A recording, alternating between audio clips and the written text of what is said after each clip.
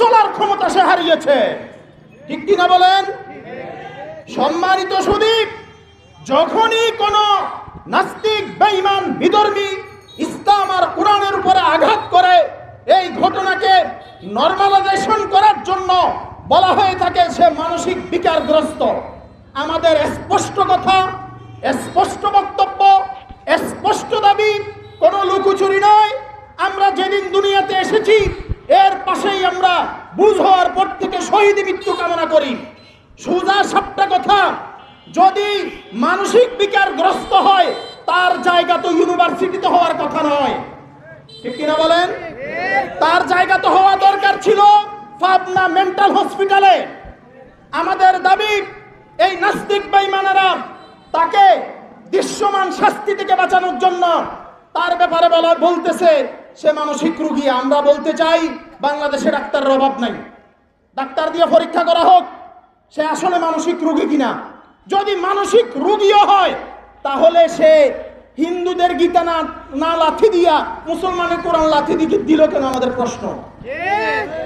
যদি মানসিক বিকারগ্রস্ত হয় তাহলে কোরআনকে না পারাইয়া, কোরআনকে পারাইয়া এই হিন্দুদের কোন ধর্মীয় গ্রন্থ সে পারাইল না কেন? বুঝা গেল সোজা কথা, সোজা সাপটা কথা। সেটা হলো বাংলাদেশে বারবার বারবার মুসলমানের ঈমান আকীদার উপর আঘাত করা হয়। বিচার চাইবো কার কাছে? এই দেশের তো এখন কোনো মালিকে নাই। যারা হাজার হাজার ছাত্র জনতার রক্তের উপরে উপদেষ্টা হয়েছে তারা পারে না দেশটাকে পশ্চিমার হাতে তুলে দিতে। ঠিক কিনা বলেন? তারা আছে সমকামিতা নিয়ে, তারা আছে পতিতাকে যৌনকর্মীর সার্টিফিকেট দিতে, তারা আছে যৌনকর্মীর ভাতা কিভাবে দিবে, তারা আছে মানবতার অফিস কিভাবে বাংলাদেশে আনবে, তারা আছে কিভাবে বাংলাদেশে ৬৫,৫০০ স্কুলের নাচের শিক্ষক দিবে, তারা আছে এই তালে। আমরা অতীতেও কাউকে বিশ্বাস করতে পারতেছি না, বর্তমানে তো আরো বিশ্বাস করার সুযোগ নাই। তাদের হাতে, তাদের কাছে দাবি জানাইও কোনো লাভ নাই। বাংলাদেশে এই জুলাই আগস্ট আন্দোলনে প্রায় ২,০০০-এর উপরে ছাত্র জনতা, ওলামা, তোলাবা আহত, শহীদ হয়েছে। কেউ চোখ হারিয়েছে, কেউ পঙ্গুত্ব বরণ করেছে, কোন বোন বিধবা হয়েছে, কোন ভাই মা হারিয়েছে, কোন ভাই বাবা হারিয়েছে, কোন বাপ সন্তান হারিয়েছে। একটা বিচারও বাংলাদেশের জমিনে হয়নি। বরং হচ্ছে কি, যেটা ইসলাম বিরোধী কার্যক্রম সেগুলাই হচ্ছে। সম্মানিত সুধীর, সম্মানিত উপস্থিতি, আপনারা যদি এভাবে বিচার না করে নাটক করেন, ছেড়ে দেন, মনে রাখবেন আমরা আমাদের জায়গা থেকে বলতেছি, ভবিষ্যতে যদি কেউ কোরআনের উপর আঘাত করে, ইসলামের উপর আঘাত করে, মুসলমানের উপর আঘাত করে, ইজ্জতের উপর আঘাত করে, ঈমান আর আকীদার উপর আঘাত করে, তাৎক্ষণিক যদি তাওহীদি জনতা তাকে তাৎক্ষণিক শাস্তি দিয়ে মৃত্যুদণ্ড কার্যকর করে ফেলে, তখন মব বলে নাটক করার সুযোগ পাইবেন না। বিচার থাকতে, সময় থাকতে বিচার করেন। আর যদি বিচার না করেন তাহলে আমরা বলবো আপনারা যে লাইনে আসছেন বিদেশে চলে যান, ক্ষমতা হাতে কারো হাতে বুঝিয়ে দিয়ে চলে যান, আপনাদেরকে দিয়ে হবে না। আমরা দেখেছি, হয় নাই, হবে না, হচ্ছে না। সম্মানিত সুধী, আমরা এই জায়গা থেকে জাতীয় উলামা শায়খ আইম্মা পরিষদ এমন একটা সংগঠন, এটা অরাজনৈতিক সংগঠন। বাংলাদেশে দেশ, মুসলমান, মানবতা, ইসলাম সহ যেই কোনো প্রেক্ষাপটে এই জাতীয় উলামা শায়খ আইম্মা পরিষদ মানববন্ধন, মিছিল, বক্তব্য, সেমিনারে দাঁড়িয়ে গিয়েছে।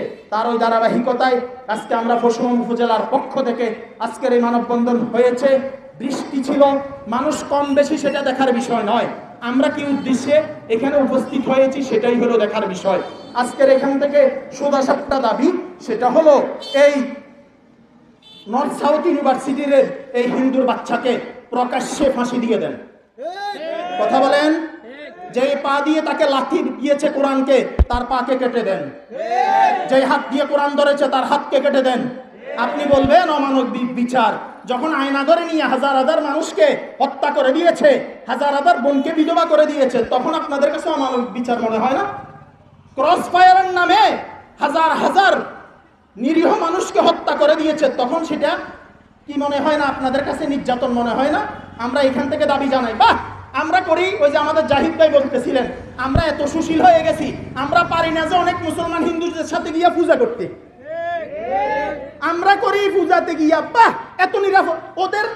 মনে রাখবেন সোজা কথা, শেষ কথা, বাংলাদেশে বিধর্মীরা ঘর জামাইয়ের মতো আদরে আছে। বাংলাদেশে মুসলমান অনিরাপদ, হিন্দুরা নিরাপদ।